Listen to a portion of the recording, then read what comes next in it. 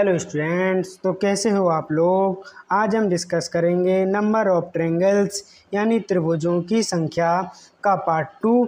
तो इसमें डिस्कस करते हैं, जैसे ये ट्रायंगल दिया हुआ है तो इसके किन्हीं दो पॉइंटों से इन दोनों या इन दोनों या इन दोनों से सामने वाली भुजा पर समान रेखाएं खींची गई होंगी। यदि इस पॉइंट से दो रेखाएं सामने वाली भुजा पर खींची गई तो इस पॉइंट से भी सामने वाली भुजा पर दो रेखाएं खींची जाएंगी। तो इस प्रकार के त्रिभुजों में हम त्रिभुजों की संख्या कैसे ज्ञात करते हैं, इसके लिए आप किसी भी एक पार्ट से मानकर आप ज्ञात कर सकते हैं। तो इस पार्ट को हमने ये देखना है कि ये सामने जो रेखा खींची गई है ये सामने वाली भुजा पर इस त्रिभुज को कितने भागों में डिवाइड कर रही है। आप इसकी इंडिविजुअल काउंटिंग कर लीजिए। एक दो भागों में डिवाइड कर रही है तो आप 2 का क्यू कर दीजिए। 2 का क्यू 8, यानी इस ट्रायंगल में त्रिभुजों की संख्या हो गई 8। अब इसमें आते हैं तो आप देखिए कि इस पॉइंट से भी दो रेखाएं खींची गई हैं, इस पॉइंट से भी दो रेखाएं खींची गई, यानी हमारी ट्रिक काम कर जाएगी। तो इसमें आप इस पॉइंट से सामने वाली भुजाओं पर जितनी रेखाएं खींची गई हैं आप उनकी इंडिविजुअल काउंटिंग कर लीजिए। 1 2 3 3 रेखाएं खींची गई हैं तो 3 का आप क्यू कर दीजिए 27, यानी इस त्रिभुज में त्रिभुजों की संख्या आ गई 27। अब आप इस पे आइए तो आप देखिए, पहले तो देखना होता है समान रेखाएं खींची गई हैं कि नहीं। तो आप इस पॉइंट से सामने वाली भुजा पर रेखाएं देखिए 1 2 3 4, 4 इसमें भी। अब इस पॉइंट से 1 2 3 4, यानी समान रेखाएं खींची गई हैं। तो आप क्या करेंगे, इस पॉइंट से जितनी रेखाएं खींची गई हैं सामने वाली भुजा पर उनकी आप इंडिविजुअल काउंटिंग कर लीजिए। 1 2 3 4 5, 5 तो 5 का क्यू कर दीजिए। 5 का क्यू हुआ 125, यानी इस ट्रायंगल में त्रिभुजों की संख्या आ गई। हम आते हैं अगले टाइप में। इस टाइप में क्या होगा कि मतलब त्रिभुज के किन्हीं दो पॉइंटों से असमान रेखाएं खींची जाएंगी। इससे 3 खींची गई तो इससे 1। तो इस प्रकार के त्रिभुजों में हम काउंटिंग कैसे करते हैं। इस प्रकार के त्रिभुज में काउंटिंग हम 3 स्टेप में करते हैं। फर्स्ट स्टेप में देखिए, आप इस बिंदु के सापेक्ष त्रिभुजों की संख्या निकालना है हमें, ठीक है। तो इस बिंदु के सापेक्ष निकालने के लिए आप ये सामने वाली भुजाओं पर कितनी रेखाएं, 1 2 3 रेखाएं खींची गई। अब ये जो रेखा है ये इस त्रिभुज को दो भागों में बांट रही है।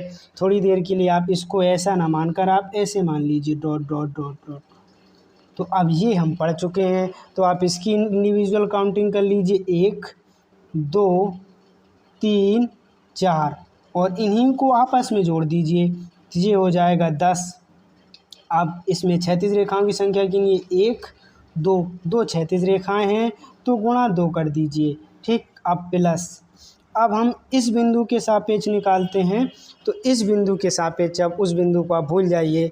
अब आप इस बिंदु के सापेक्ष देखिए कि सामने वाली भुजा पर एक रेखा खींची गई है, ठीक। अब ये रेखाएं हैं आप इनको थोड़ी देर के लिए ऐसा ना मानकर ऐसे डॉट डॉट ऐसे मान लीजिए।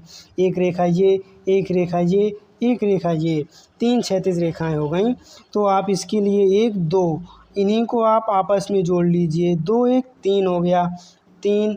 अब इसमें क्षैतिज रेखाओं की संख्या कितनी है, 1 2 3 4, तो आप 4 का गुणा कर दीजिए।